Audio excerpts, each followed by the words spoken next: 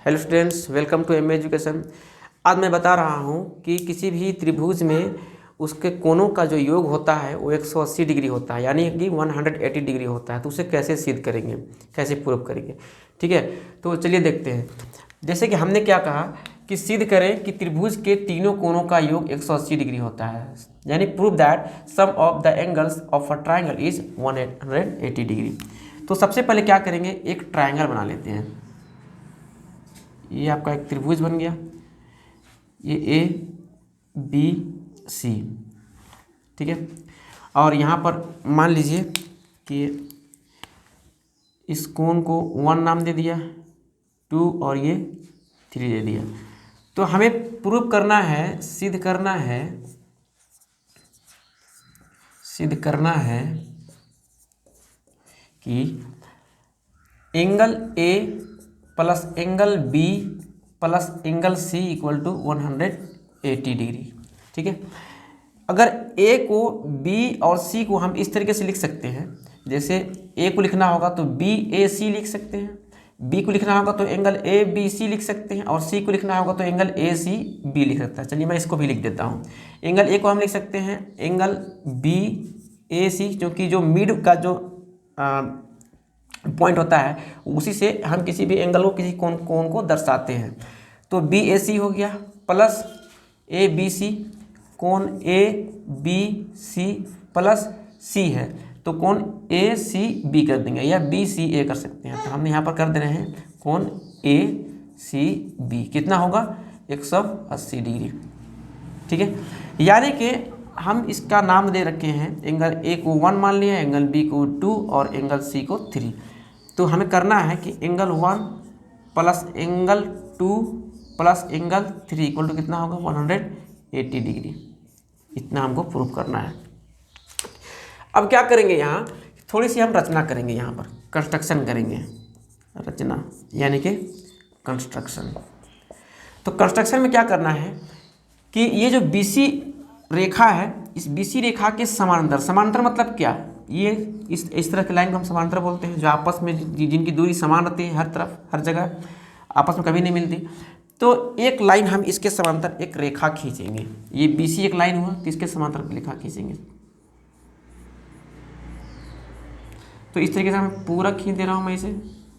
एक लाइन है, मान लीजिए C, और ये इसको नाम रख दिया है D। इसमें लिखना पड़ेगा कि भुजा BC के समांतर यानी पैरेलल क्या किया, CD एक रेखा खींचा, एक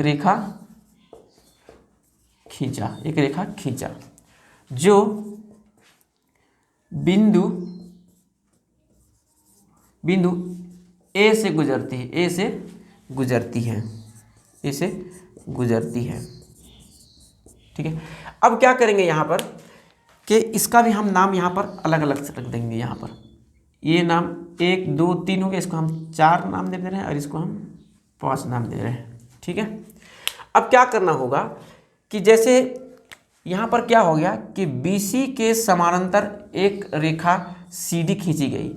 तो हमने ये पढ़ा है या आप जानते होंगे कि जब भी कोई एक रेखा पर कोई एक तिर्यक रेखा खींची जाती है, या जब भी कोई समांतर रेखा पर एक तिर्यक रेखा खींची जाती है इस तरीके से, तो यहाँ पर जो कोण बनता है और यहाँ पर जो कोण बनता है उसको हम बोलते हैं एकांतर कोण, यानी अल्टरनेट एंगल।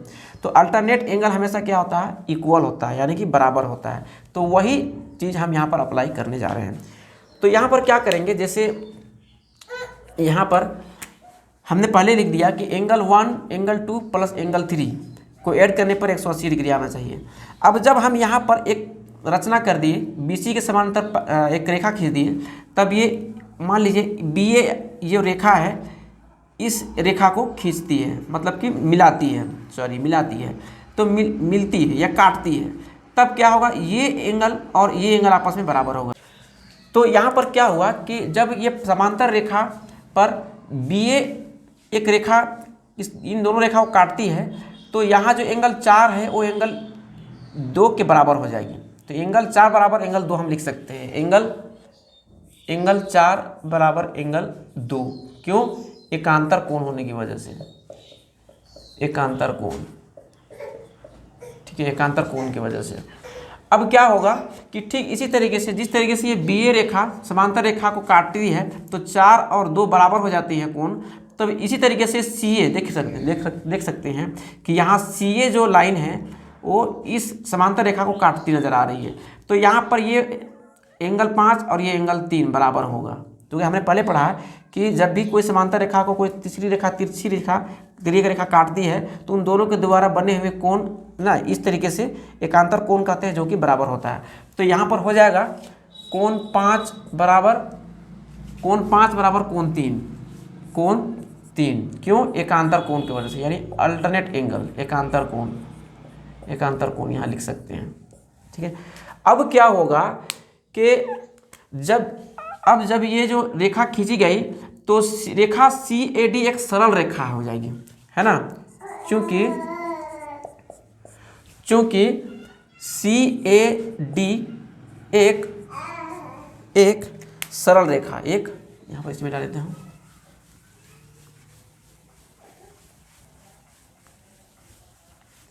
CAD एक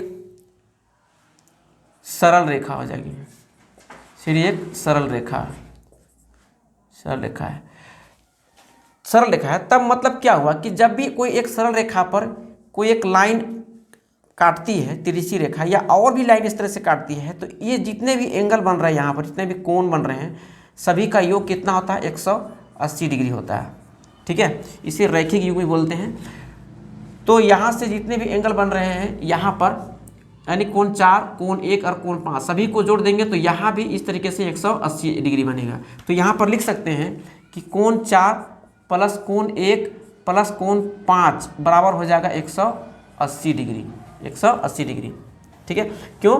रैखिक युग्म, यहाँ लिख सकते हैं रैखिक युग्म से, रैखिक युग्म इस तरह से बोल सकते हैं। या अब यहाँ पर क्या करेंगे कि हमने पहले बता दिया कि कोण 4 जो है वो कोण 2 के बराबर है, और कोण 5 जो है, कोण 5 कोण 3 के बराबर हो गया। कोण 4 के जगह हम कोण 2 लिखेंगे, क्योंकि 4 बराबर कोण 2 हो गया, और कोण 1 तो कोण 1 ही रहेगा, कोण 1 ही रहेगा, और प्लस कोण 5 की जगह कोण 3 लिख सकते हैं। तो इस तरीके से हो जाएगा 180 डिग्री। तो यहाँ पर साफ साफ नज़र आ रहा है कि कोण 1 प्लस कोण 2 प्लस कोण 3 180 डिग्री। तो यहाँ पर हो जाएगा कोण 1 प्लस कोण 2 प्लस कोण 3 बराबर 180 डिग्री। यही प्रूफ करना था, जो कि यहाँ पर प्रूफ हो गया है, यानी कि angle A plus angle B plus angle C जो हो जाएगा 180 डिग्री। तो हमने यहाँ पर प्रूफ किया कि किसी भी त्रिभुज में तीनों कोणों का योग जो होता है वो 180 डिग्री होता है।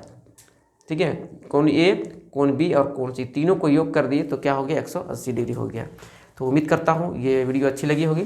अगर वीडियो अच्छी लगी हो तो प्लीज़ सब्सक्राइब करें, शेयर करें, लाइक करें, और ठीक है, देखने के लिए आपका बहुत बहुत शुक्रिया। थैंक यू, मिलते हैं अगले वीडियो में।